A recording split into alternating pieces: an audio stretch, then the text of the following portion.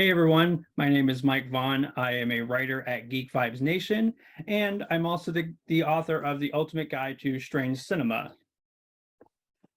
And I'm Dillon Gonzalez. I am a senior critic for geekvibesnation.com and also a co-host of the Home Dance Film Festival podcast.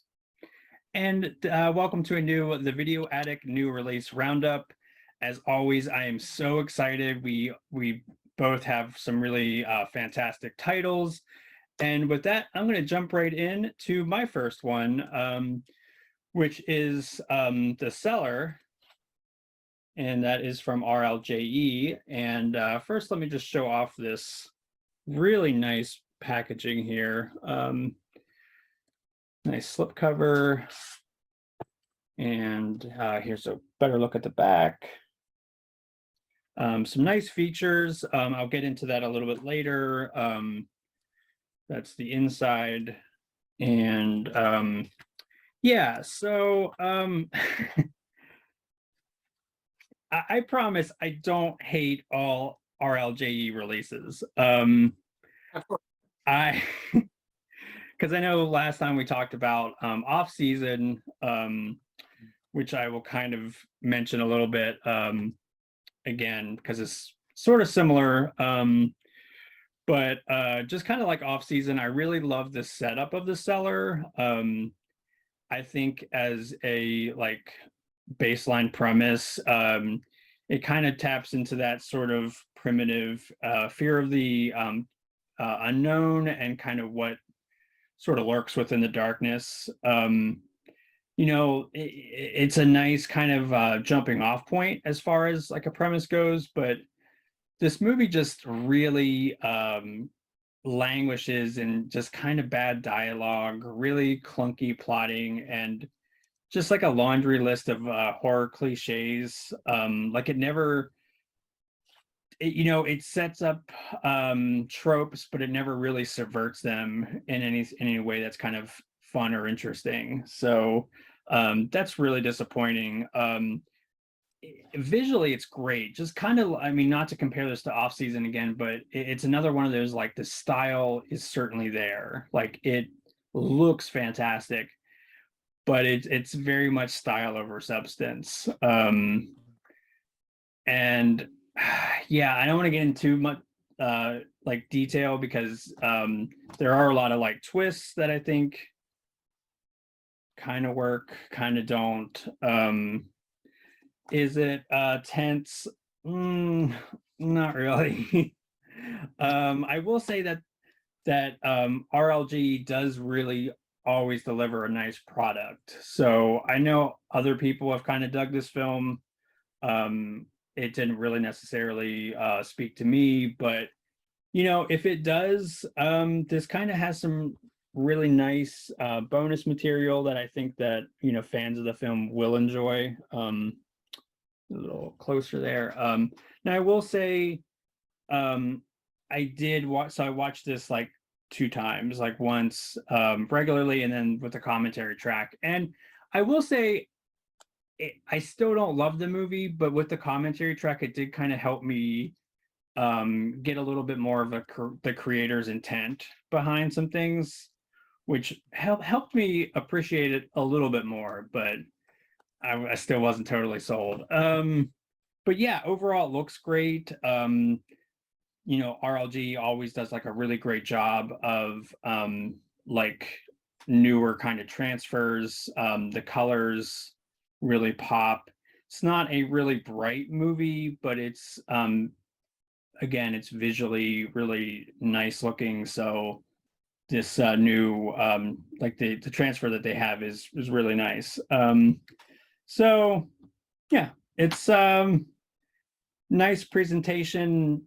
Didn't really connect with me movie wise. Yeah, I haven't had a chance to check that one out yet. I was interested mostly because it stars Alicia Cuthbert, who I've loved ever since like The Girl Next Door, and I loved her like on the really underrated sitcom Happy Endings, which is one of my favorites from like the early like 2010s. It's a really funny comedy if you need a recommendation for that. So I would check it out just for her, but I will keep the expectations low. Yeah, definitely. It's it's such a shame because it does have a really great cast. Actually, it's really funny you mentioned happy endings because not to go on a little bit of a tangent, but like my husband and I started rewatching that, and like that was really fun. We did like a whole binge of this. It's like one of his favorite shows. He ended up buying it on Amazon, so we like binged that.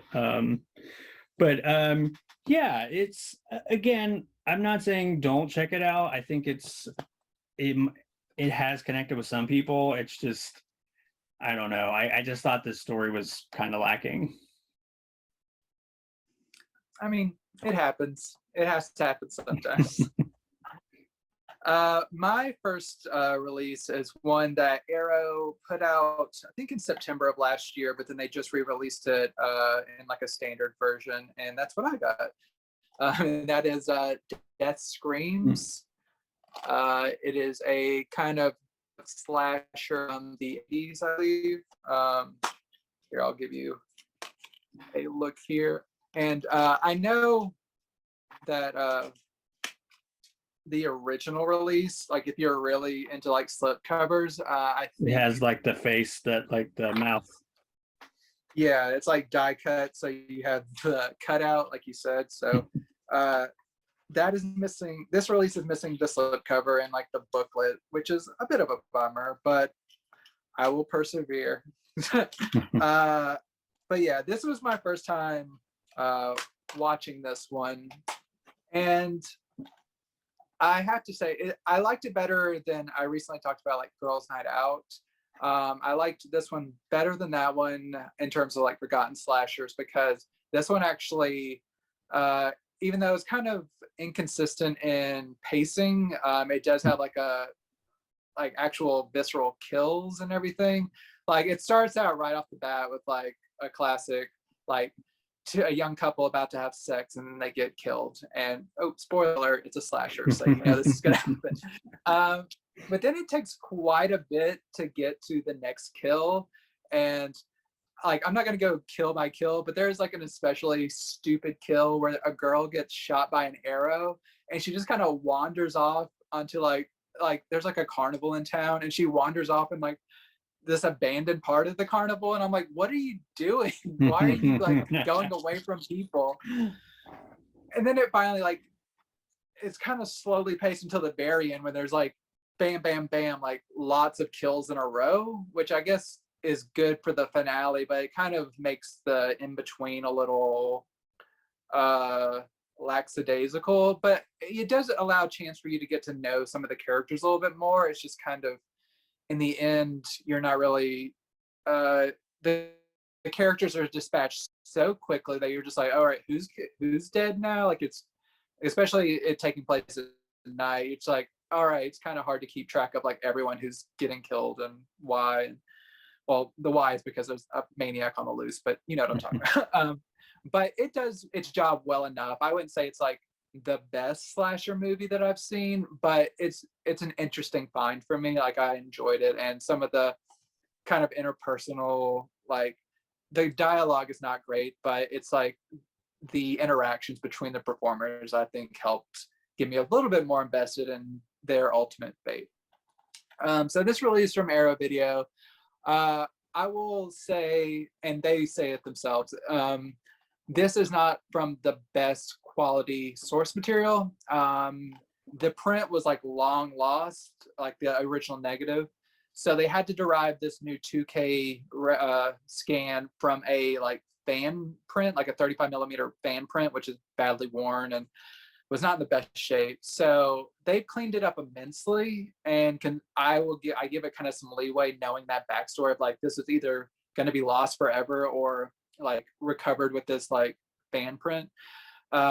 So they've restored it. It looks nice, but there are definitely variances in quality. Like some of the color temperature can be a little iffy. There's some black crush. There's plenty of like nicks and scratches and stuff. But you can tell that there has been care put into it. There have been other labels, I won't name names, so they just kind of like slap stuff onto a disc and just let it ride. And I can tell that like Arrow, they actually do care, and they did try to make this look the best it could for people. The audio track actually like holds up better than the video track. There doesn't seem to be as much like wear. There's like a solid, I think it's a LPCM 2.0 track. That sounds nice. They provide 2 audio commentary tracks for this release, which is great for people like me who don't know a lot about this movie. There's like 2 different sets of perspectives that can fill me in. They have a really great 33-minute making of documentary. And then they also have a, I think it's like a 5-minute alternate VHS opening, like the opening titles because no, they don't have it on here. They had alternate titles for the VHS release, and you can kind of see that as kind of like a curio of the past, which is fun. So if you're a fan of like old school slashers that aren't just like the A+, yep, you probably actually already own this, I'm guessing. Mm-hmm. Yeah. Yep. Okay. So yeah, this one it's a good release from Arrow Video, and yeah, I enjoyed catching up with it. What's your take on this? Yeah, it's pretty forgettable. I mean, it does have some good kills. I oddly enough, one of the things that I really liked about this is it has just like a really weird small town atmosphere, which I dig. Like you get a lot of like the local color, which I like a lot. Yeah, it's fun enough. I mean, I've certainly seen much worse. And yeah, it looks overall really good. I mean, especially considering, as you say, it's probably this or nothing. So yeah, I haven't it's been a little while since I've seen it, but I definitely really like the commentary tracks. I thought they were pretty interesting. So yeah, that's I don't even know how to like segue into this next one. So Heart and Souls, Mill Creek. Have you seen this one? I have not. This one I think you would really like. But so all right, it has the really cool like VHS style packaging, which I love. So this is Mill Creek, and here is the cover. No reversible art, just that. And no features, but I will say I am really happy to say that if you do like this movie, it was I believe it was sourced from a Universal restoration, and Mill Creek licensed it. So it looks pretty good. Because I know like I love Mill Creek, but sometimes their restorations can be a little hit or miss. Like I think everybody kind of knows that. But so interestingly enough, this is directed by Ron Underwood. He's known for City Slickers and Tremors. So very diverse resume there. This is a pretty interesting and wacky kind of rom-com about the afterlife. In sort of broad strokes, this is about a group of individuals that die due to a bus crash, and their soul enters a newborn baby named Thomas. So we flash forward, and these ghosts are kind of like with this kid as he grows up, and he's 7, and this kid is like, I'm seeing these like imaginary friends, and like everybody thinks he's weird, so they decide to do something selfless and say, hey kid, we're gonna bug out, like have a good life. So through some plot contrivance, they figure out that they have things that they have to do in their past to so they can kind of like go into the afterlife. So they have to use Thomas as a vessel to do this. So this is like when he's grown up now and played by Robert Downey Jr. So it feels very much like Beetlejuice without kind of the Tim Burton macabre touch to it. Like you definitely see the mechanics of like afterlife bureaucracy, and they have their own sort of established lore of like what they can do. Like they figure out that these spirits can basically possess Robert Downey Jr., which is used for some shenanigans. Like there's a female ghost that will possess him and then like hit on some of the guys. It's a little hasn't dated that joke hasn't dated very well, but Yeah. yeah, it's a movie from the early 90s. So what do you Yeah. want? So it's a really interesting movie. It's a lot of fun. It's a little bit schmaltzy for me. It's a little bit saccharine, but like if you're in that mood, if you're feeling that kind of vibe, like this is the ticket. And it's funny because like I'm like, you would love this movie. And I was really hoping Yeah. you'd already seen it, but um yeah, but it's fun. Again, some of the jokes haven't aged well. It's surprisingly not as bad as you would think it might be, but yeah, I liked it. Again, the transfer is really great. The colors have like a really nice warm and kind of crisp look to it. There's a little bit of grain heavy at times and some blurring, but I think overall it's very nice looking. Again, I don't know this for sure, but I'm probably willing to bet that like they sourced this from like a Universal restoration. So if you like this movie, looks great, check it out. If you're like me and you never heard of it, I had a fun time with it. I would probably actually watch it again. It's just one of those movies that I really have to be in the mood for that kind of specific sort of like schmaltz. But yeah. So Yeah, that sounds distinctly my jam. yeah, and like I was like, this is in your wheelhouse and you need to check it out right away so we can talk about it. But yeah, it's cool. It's definitely worth picking up. I know I say this a lot, but I love kind of finding these like weird discoveries. I mean, it's interesting because I had never heard. Have you heard of this film before? I had not, but then I looked and I saw that there was a like 2018 Universal release, which I assume that they just kind of took that Oh, transfer and put it onto this, okay. which is similar to what they did whenever I talked about like For Richer or Poor, just Mill Creek Hmm. making like an expensive Universal title more like financially bearable for us. So I think I probably would have bought it if I had known about it earlier, but now that I know about this new cheaper release, I'll probably just get that. Yeah. Like the cast is great. Robert Downey Jr., of course. Like he's a baby in this. He's like maybe in his 20s, maybe 30s. Kira Sedgwick, Tom Sizemore, Charles Grodin, Elizabeth Shue, I mean, et cetera, et cetera. It's kind of like I love one of these movies that it's like, oh, that guy, that's been in a million things, or she's been in a ton of stuff. So yeah, highly recommend it. Very solid release. Awesome. I cannot wait for that.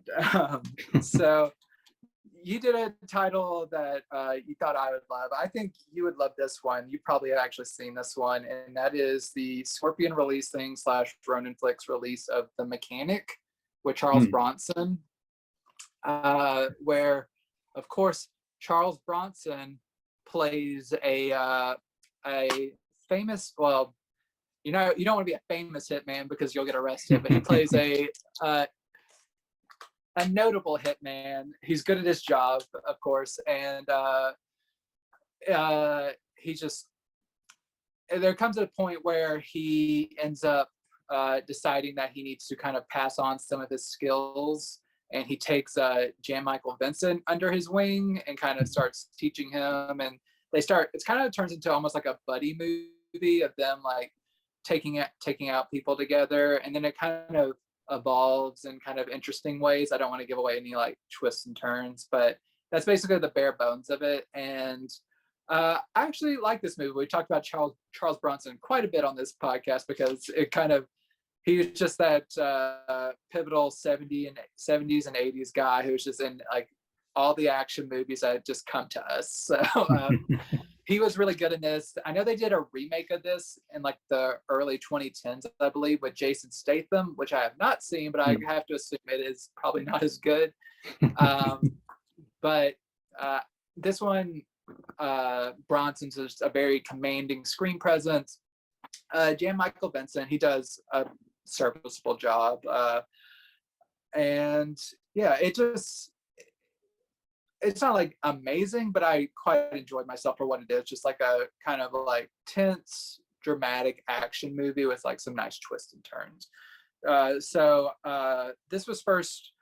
This has been released a couple times on Blu-ray. This was a re-release of a disc that released in like 2020. They were like re-releasing it like wide, basically, because it was basically just like Ronin flicks.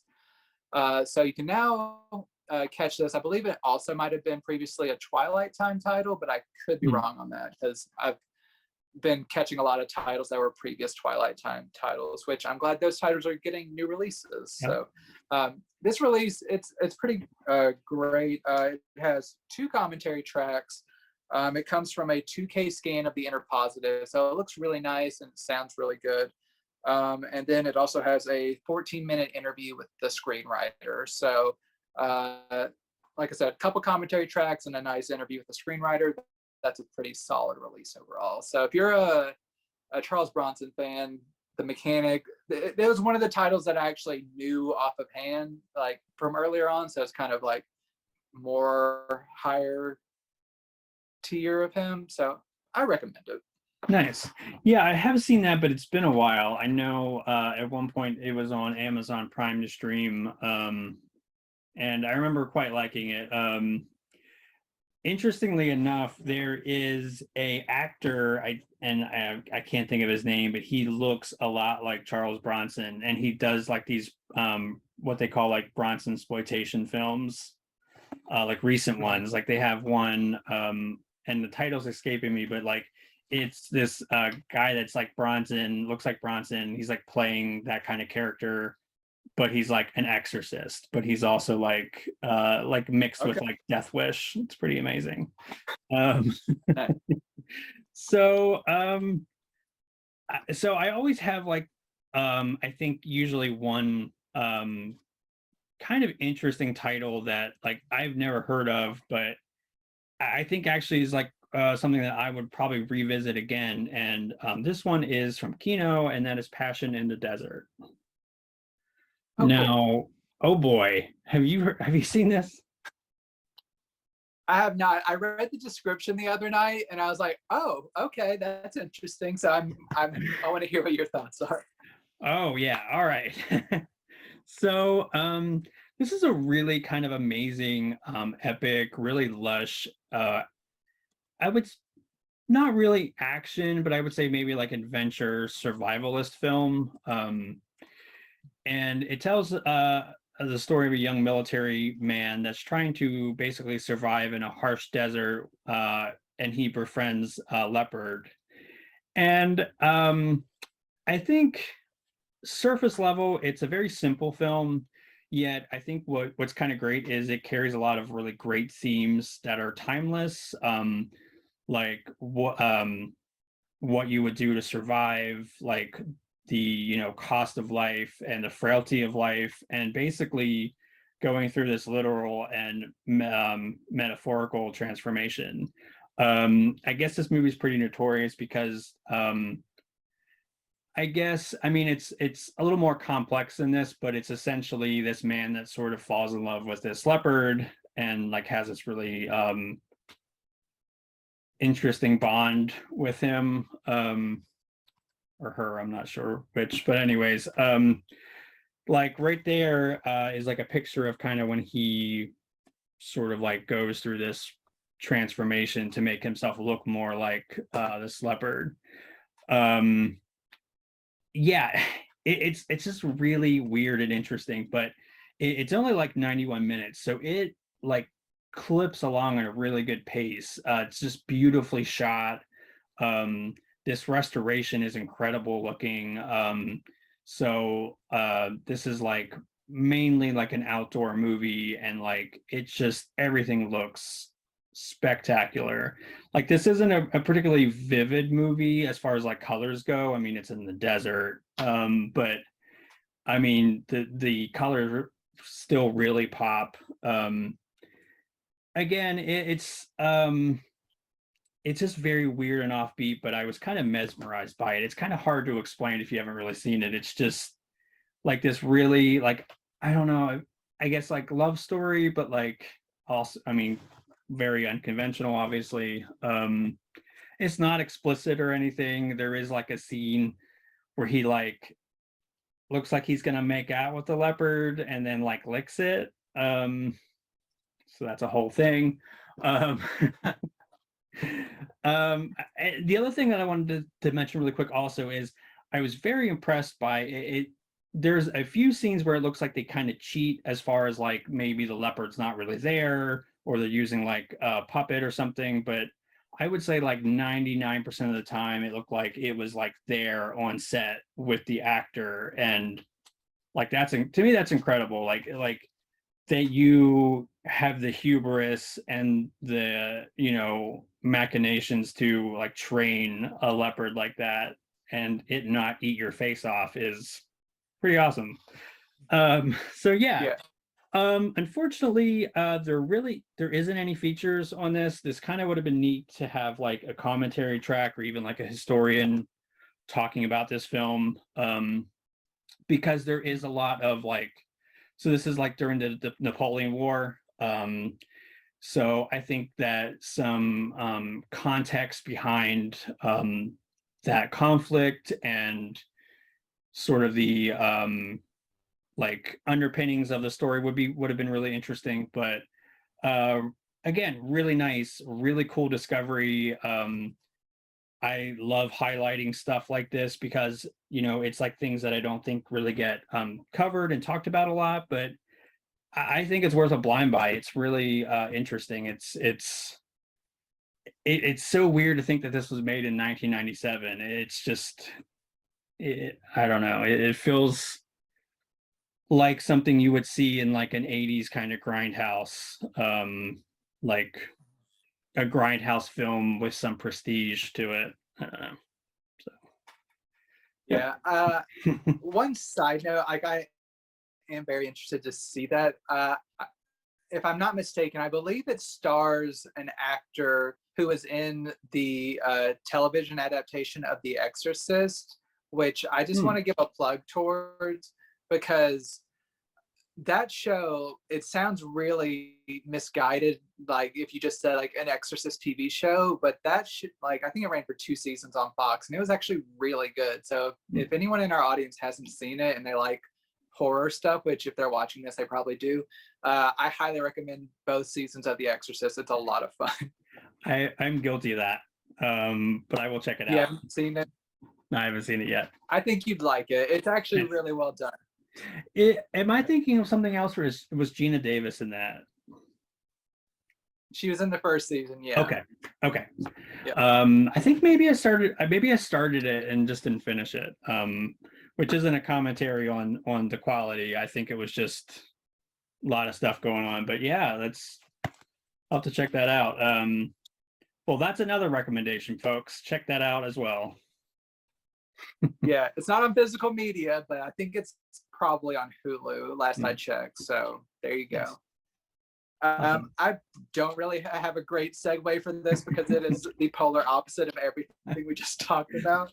But it is a release from MBD and Lightyear Pictures, and that is Aha, the movie, about the band who I think most would know as like the band that sang Take on Me, which I will not try those high notes because I am not a singer, but it is one of the pivotal 80s songs, I believe. I think it's in the 80s.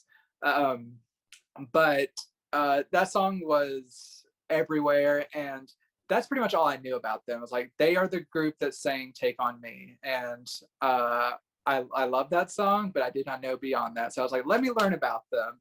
And so yeah, they are a Swedish band, I believe. If I'm getting the wrong like the European country wrong, I'm sorry, but I'm pretty sure they're Swedish, who it kind of tracks their rise to prominence and kind of the kind of internal band conflicts they've had since then, because uh, they all really respect one another, but they're also very kind of prickly personalities, and each kind of have kind of big ideas of what they want the band to be.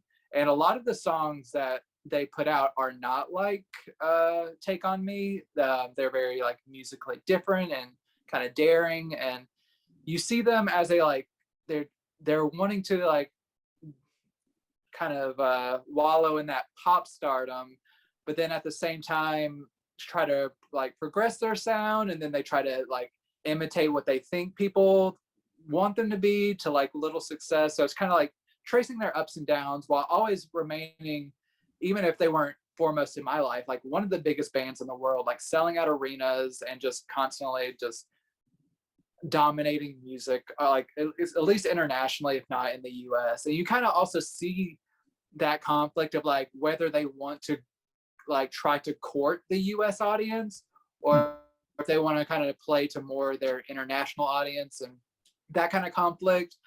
And when they fall out of favor with certain labels and how that impacts them, it's just a really interesting like distillation of a band and their like process, which I always love. I'm a big music guy, so just even if I don't know the band, I just love delving into that. And you get interviews, new interviews from all three of the main members, and get kind of their conflicting, or not always conflicting, but their different points of view. And you get some of like great archival footage, and it's just a really solid documentary all around. And there's a lot of like outside perspectives as well from people who like were with them at the time, like ex-wives and wives and all kinds of stuff. So it's a full array of people giving insight into this very famous band who I did not know nearly enough about. And even now, like hearing some of their newer stuff, I'm like, oh, okay, that sounds like stuff that I would probably listen to. And so yeah, if you're a fan of kind of like 80s pop, or like especially if you're a fan of the band, definitely watch this. It's a lot of fun. There's also 3 deleted scenes that are included on that. That's pretty much it in terms of special features. It looks really nice. It has a nice 5.1 soundtrack, so that's good for a movie about music. It sounds really full, and like I had a great time watching this with my wife. We just cranked it loud and just enjoyed all the great music and stories. And yeah, it's a fun one. I really enjoyed it. Yeah, that's awesome. Yeah, I am probably like a lot of people. I know the song, I know that iconic video. So yeah, I definitely love a good music documentary, especially as you say, some like even something that you don't really know a whole lot about, because I think that's kind of even more fascinating. So my next one. Can I have one addition? Yeah. This is actually a plug for you, because I thought about you while I was watching this movie, because you recently reviewed on the website a documentary called Who You Gonna Call? And one of your criticisms in the review is that they did not delve in enough to the titular song of like how it was created and all that stuff. Whereas this documentary, they give you what you want in terms of like delving into Take on Me, and they like all the different versions of it and the video and stuff. So like I was like, oh, Mike, he would like like they would really appreciate this. So. Yeah, that was so bonkers. Like that is such a like a famous song, and then to not even really talk about it, but that sounds like the opposite of that. So that's great. Yeah. See, I was mildly interested, but now I'm kind of like over the point of I need that in my life. So thank you for that. Okay, good. No my problem. Bank account will not thank you, but I'm sure it's not that bad. What you can do. So my next one is Giant, and wow, I was so excited when they announced this, when they said that we would be like able to review this. So this is from Warner Brothers. and they have been crushing it with their 4K titles. So this doesn't come with a slipcover, but it does really have a nice some nice packaging. So it's like very like tiny print, but it does have the commentary track that was, I believe, ported over the inside. So this does not come with a Blu-ray. As you can see, it's just a 4K copy, just, you know, putting that out there. So it will have a digital copy that's just not in there right now. Oh boy, this is such a great movie. Giant is this sprawling epic, and when I mean epic, I mean the movie clocks in at 3 hours and 21 minutes. But it's one of those rare movies that I think deserve that length of time. Like, you really get to know these characters. You get to see them like progress and age, and well, the old age makeup is not great, but that aside, yeah, it's just, I don't even know how else to describe it. Just sprawling, epic drama, family drama. And it just has like career bests from like Elizabeth Taylor, James Dean, Rock Hudson, supporting cast of like Rod Taylor. It's so funny because you mentioned The Exorcist, and I actually had The Exorcist in my notes as a fun little bit of trivia. This movie has two very direct connections to The Exorcist. And did you want to take a guess at one or two of those? Somehow William Peter Blatty wrote part of Giant or something. I don't know. So Warner Brothers also produced The Exorcist, but an even more direct reference or connection is Mercedes McCambridge has a kind of small role as Rock Hudson's sister, but she was the voice of the demon Pazuzu in The Exorcist. So there you go. Nice. Shared universe? Maybe. Hey, who are we to say? But yeah, gosh, it's a fantastic movie.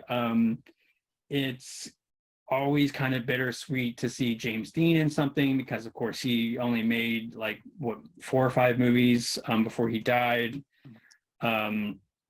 You know, he gives another stellar performance. I think Rebel Without a Cause is a better James Dean vehicle. I mean, that's of course the one he's remembered for, but he's really great in this. His accent is a little iffy, but you know, kind of everybody's accent's a little suspect, but that's fine. Also, another interesting fact, this movie was one of only 27 films in the Oscar history that won Best Director without winning the Best Picture. This doesn't really apply to this, but the inverse of that is even rarer, with only 6 films winning Best Picture without winning Best Director. So it's a little bit of a neat trivia. Because I saw that I think it was nominated for like 10 or 11 Oscars, but it only won that one Oscar. So I was kind of curious. Like, usually the best director and picture kind of go hand in hand, but anyways. Yeah, so as far as it looks, it's great. So this is a visually stunning movie. It has these really amazing panoramic shots. This new 4K transfer really does this movie justice, I think. This isn't a particularly bright, colorful movie. You know, it's like the dusty kind of Texas landscapes and stuff, but the colors really do pop. It's really like crisp and vibrant. There are some like scenes where I don't know if it's just maybe due to how it was filmed or the film materials, but it kind of looked a little bit soft and not really as well defined as you might want. But yeah, overall, it's really fantastic. Like there's some indoor scenes that are like lit very sparsely that you can really tell um, pop and have that kind of depth where maybe other previous releases really didn't. So Warner Brothers did a fantastic job with this. I highly recommend it. Again, there's the cover, and yeah, I mean, it's a nitpick. I would have loved like a slipcover to come with this, but yeah, it's definitely a must own, especially if you love classic movies. It looks fantastic, sounds great, and it's just a really awesome movie. Yeah, I'm really excited to check that one out. I've actually never seen that one, Mm, so watching it in 4K will be a treat. definitely. My next film, I guess I'm redeeming the RLJE slander from earlier. Joking. It is their release of the IFC film Catch the Fair One, Mm, which I first saw a little bit earlier this year. It was nominated for a Indie Spirit Award, and I got to see that as a part of their like voting and all that stuff. And I really liked it, so I was glad this one actually got a Blu-ray release. This one is about a Native American boxer who she has kind of had like a rough life growing up, and she's never really like made it to like big time boxing. It's more just kind of like small fights, and she's just has a rough life. But she has a sister who has gone missing, and she knows that she was also not in the best place. And then she gets a tip that she might have. Turns out that she was most likely taken by sex traffickers, and she goes undercover. Like she gets herself in a situation where she will also be sex trafficked, so she can find her sister and like get her out of the situation. So it's like a pretty dark premise as it is, but then it's kind of like a slow burn, like investigative slash revenge thriller of her trying to make her way through this network and trying to save her sister. And where this could really lean into like high exploitation, it's actually really well like handled, and it's not it's like given a lot of like grace and nuance. The performances are really great. The performer Callie Reyes, she's actually a real life boxer. I think this is her debut performance. And she does an amazing job of like bringing a lot of complexity to this character, who's kind of like this typical like strong silent type, but then you can also see like bits of emotion poking through her throughout. Um, and then it does kind of verge into extremes as you reach the end, and but it's like in a way that is satisfying and still not exploitative, but it's kind of like enough to be like elicit like a whoa, okay, kind of reaction, which is like it's kind of a gut punch, which I think is always really fun. So it's a really strong feature. I highly recommend it. This doesn't have any special features, but it looks really nice and sounds great. Has a 5.1 soundtrack.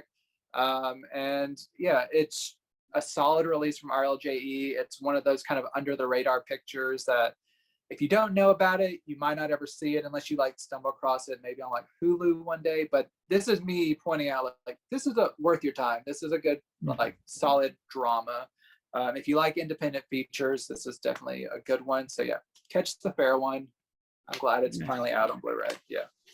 Yeah, that's cool. That was not on my radar, but I will definitely try to seek that out.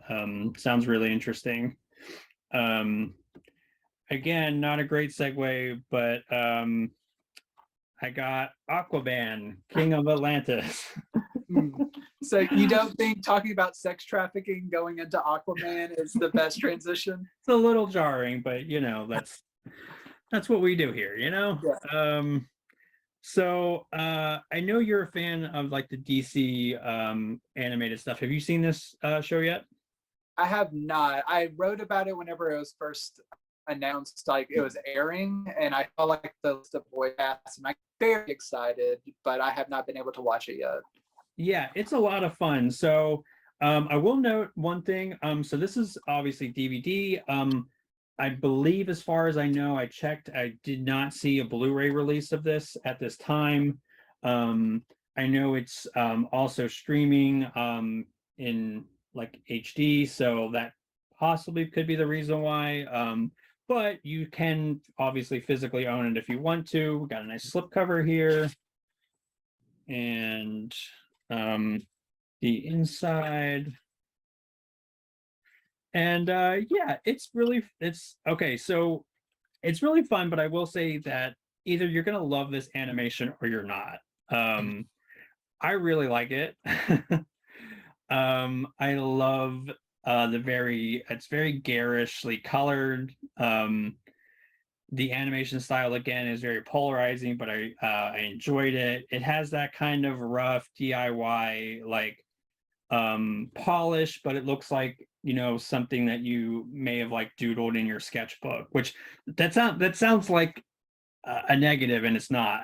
It's just, you know, it's an animation style that a lot of people aren't maybe used to, but like I love that we live in this time where there's so many different forms of animation. Like you have the super polished stuff, you have like you know, the Mitchells versus the Machines. That's also like its own style. And again, this is also it's really interesting kind of style. So that shows a little bit of like what the animation's like. I mean, it's weird because it's like crude, but then it's not. Like it's like how do I say it? Like controlled chaos, I guess, as far as like animation style goes. The story is pretty good. So this is like broken up into 3 chapters, and overall, so it's like roughly 45 minutes an episode, and it's like 2 hours and 16 minutes in total, spread over 3 chapters. The story's pretty fun. Is it amazing? No. Was I thoroughly entertained? Yeah. I really liked Cooper Andrews as Aquaman. This has Gillian Jacobs as his sidekick Mira, and Thomas Lennon, Dana Snyder, who like does like everything voice wise, is always kind of terrific. And this is basically just like Aquaman and his journey on like how to like rule the underwater kingdom and like kind of the obstacles in his way. It's, you know, and it's a fun kind of like monster sea battle situation. Again, not terribly deep, but it was a lot of fun. Like the humor um is very wry and sardonic, which I love. Like there's a kind of a great bit at the beginning of like there's kind of this like arbitrary rule of like whoever like beats the former ruler up, you rule the kingdom. And he's just like, we really don't need a system that works like this. He's like, this really shouldn't work like this, guys. So it's like that, like that kind of humor I love. So I thought it was a lot of fun. I was a little bit disappointed that there are no features. But yeah, it looks solid. You know, they like Warner Brothers always does a really good job of up converting their like animated stuff. Even just like 720p, it still looks fine. You know, of course, it doesn't have that sort of like sharpness as like a 1080p would, but with animation, it's so like vivid and bright and well done. It's like I really couldn't even tell. I don't know if I could tell a huge difference, to be honest. So yeah, it would be nice if they did a Blu-ray with some features, but yeah, this is a really solid release, and I thought it was a really fun, I guess, like miniseries, Yeah. what have you. So check it out. Hey, I will do that. I am interested in that. Like I said, especially because the voice cast, and it seems like it has like kind of the sense of humor that appeals to me. Yeah. Yeah, and I believe, is that your final title? Yeah. Okay.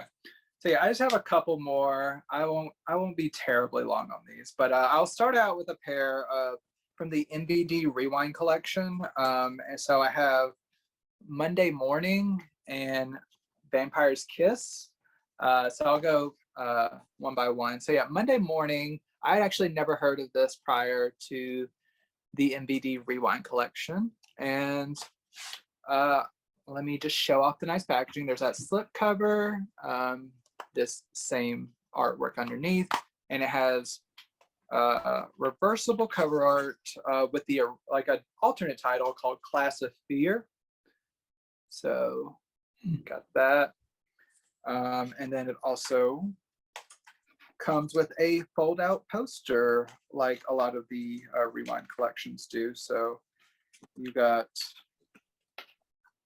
it's a single-sided poster, but just like the front cover art here. And yeah, you have the disc art. So yeah. So as always, MVD does a really great job with these special, especially their Rewind collections, like special packaging looks really nice.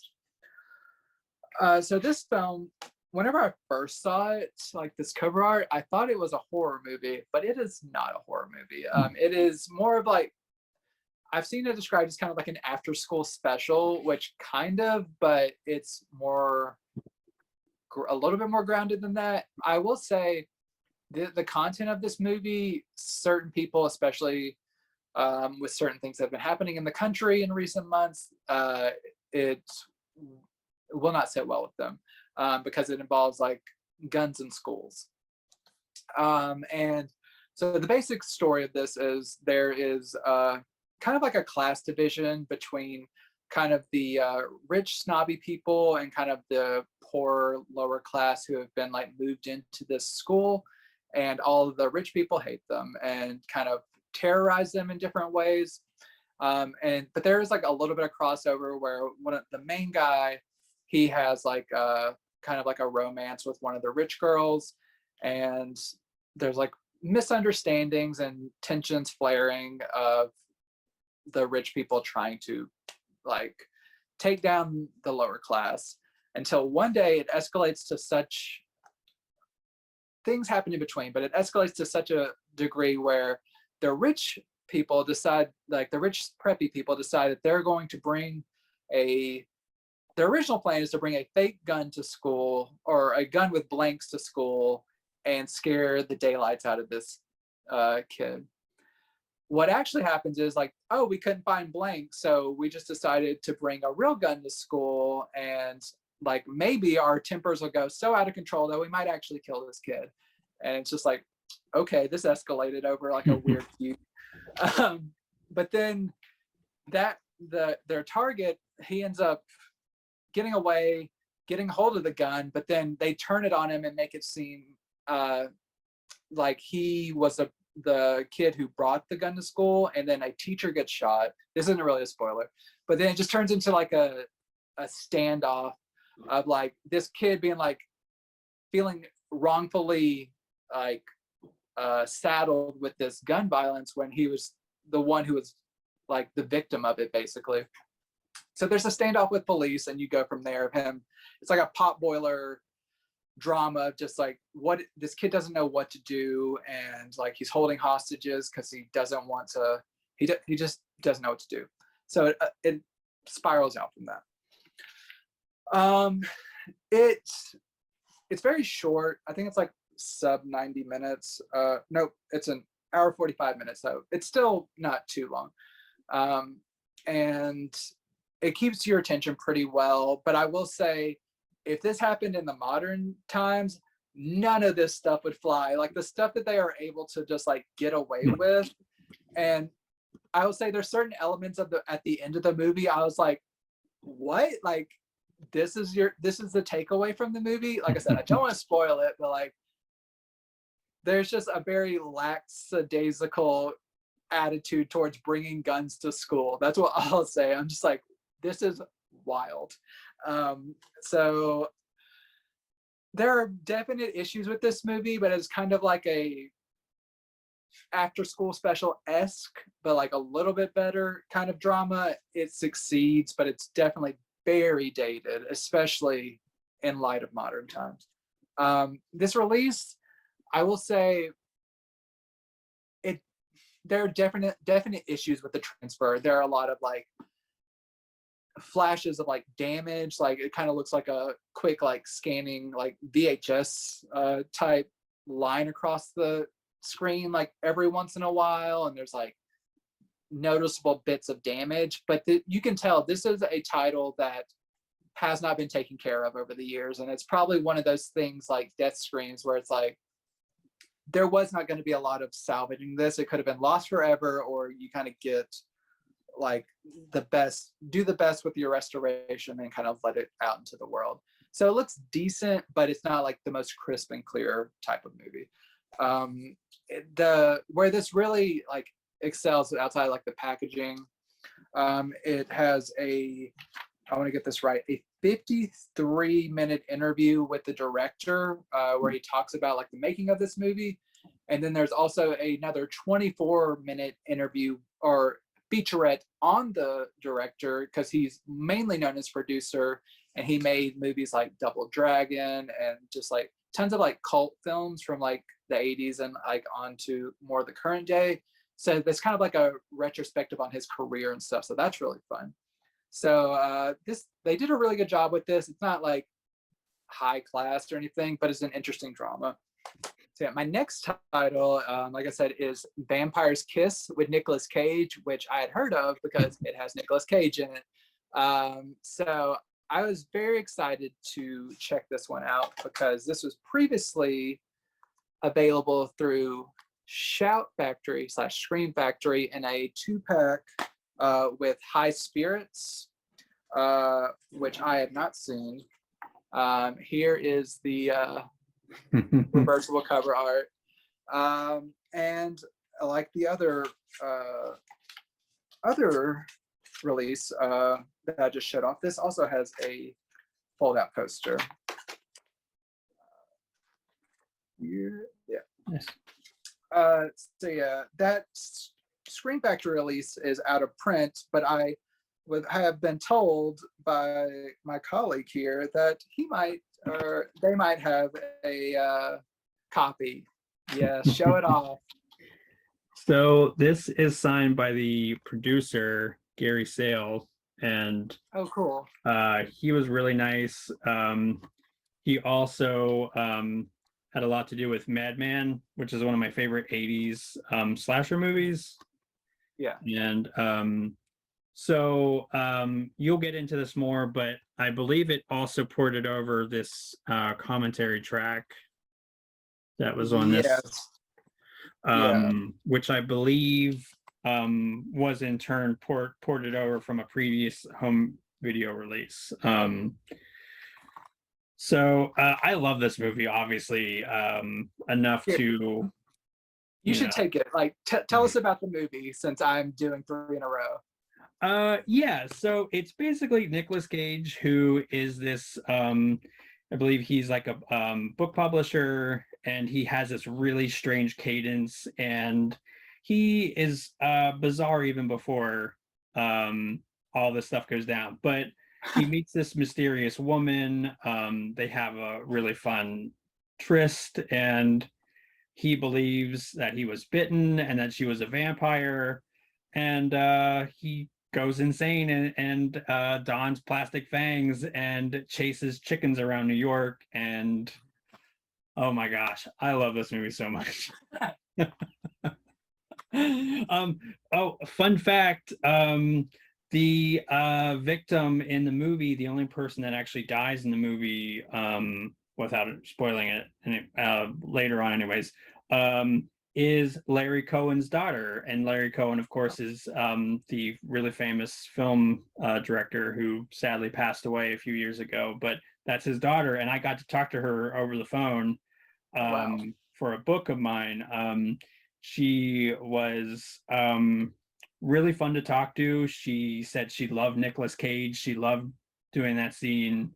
Um, I think it's okay to say that she had kind of a crush on Nicolas Cage, and that was a fun thing for her to do. But she was a delight. So that's just a little something that I can add to that.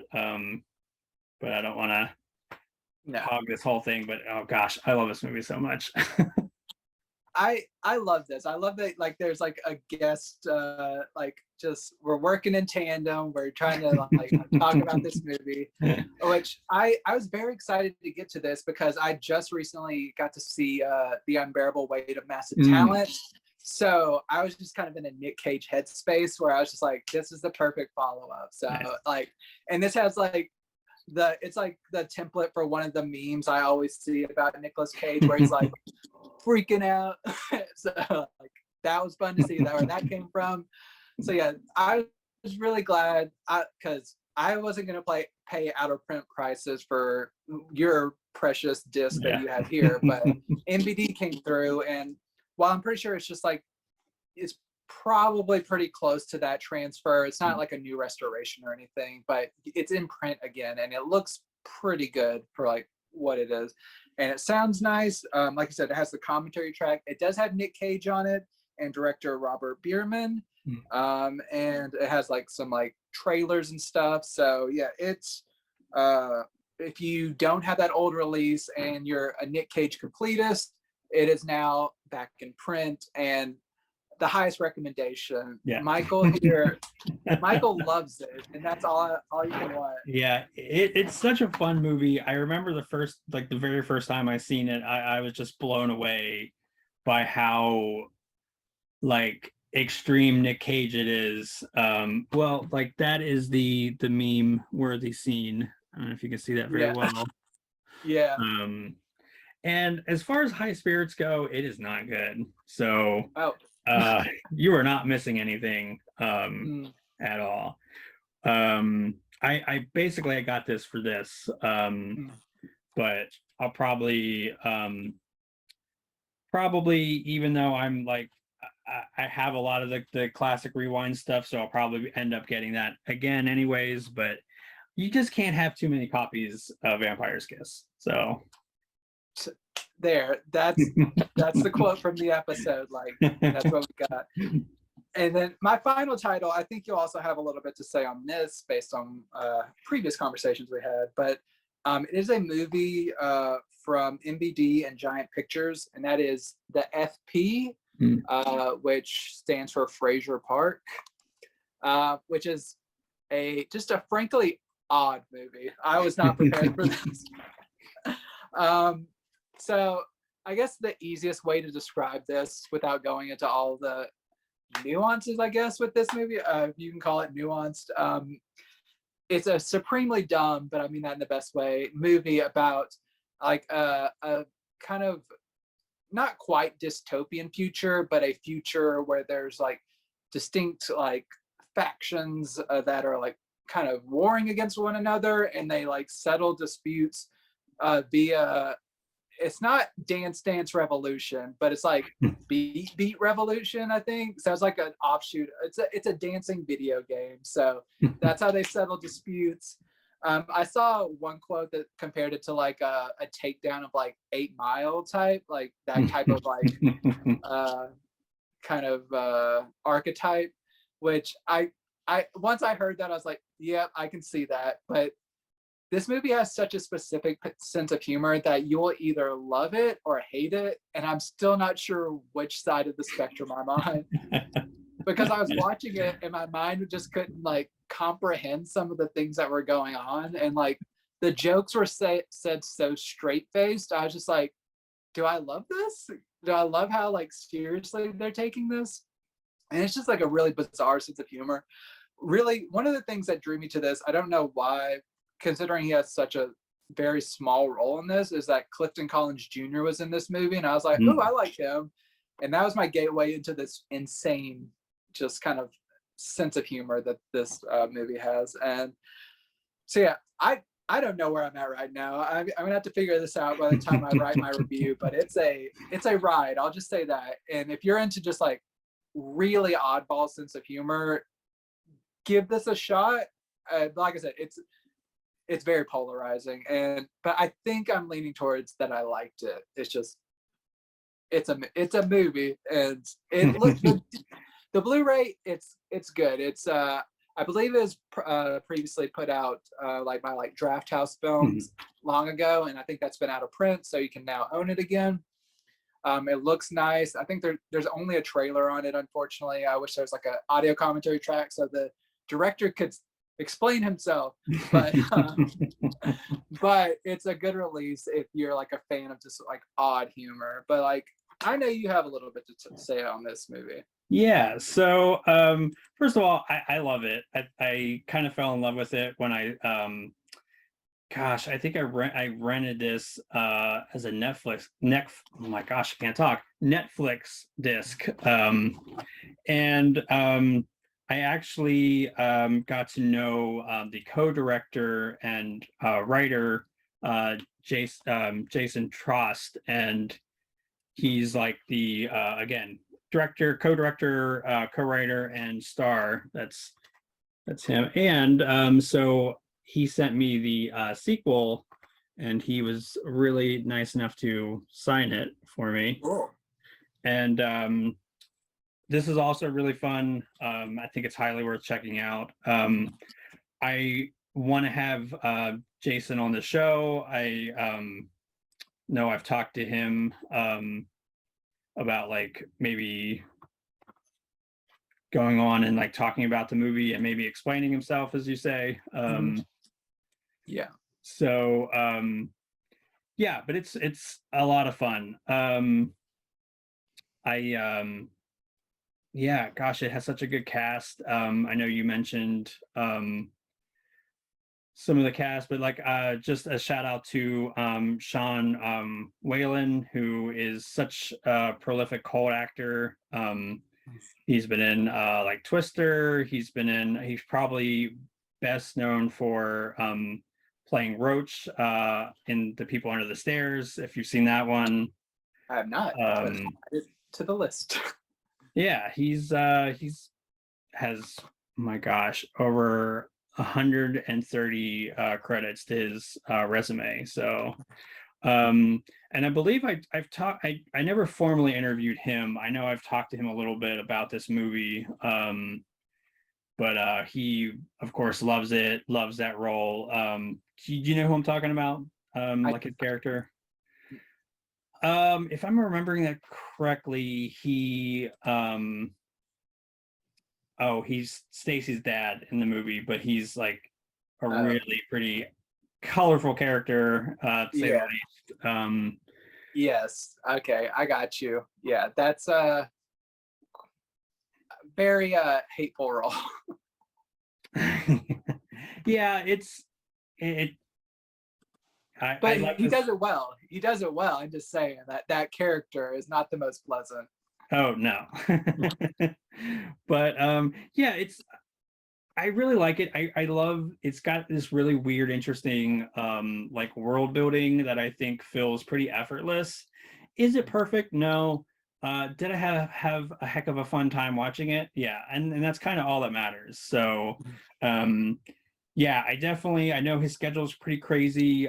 He did this really amazing he just did this amazing cameo rather with John Carpenter in Studio 666, where he's playing that same character. I believe it's supposed to be that same character as this movie. So that's pretty awesome. And also a quick shout out to Studio 666, which is a fantastic movie. Highly recommend. So yep, that's my dissertation on that. Yeah, now I'm done now. Like you did my work for me. I didn't need to do anything. Yeah, but now I believe there is a third FP film that's like an animated, like an anime kind of thing.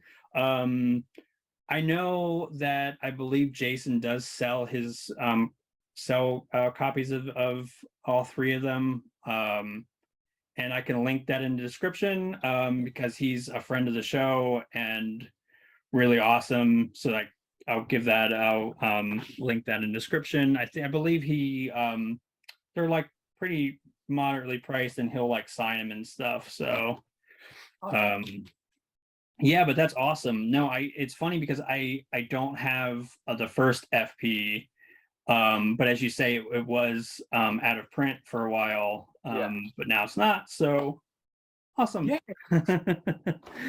um so I think that wraps it up. And as always, definitely consider giving this video a like, comment. That is really helpful. And subscribe, because we're going to be putting out more videos every week. So thanks for hanging out with us.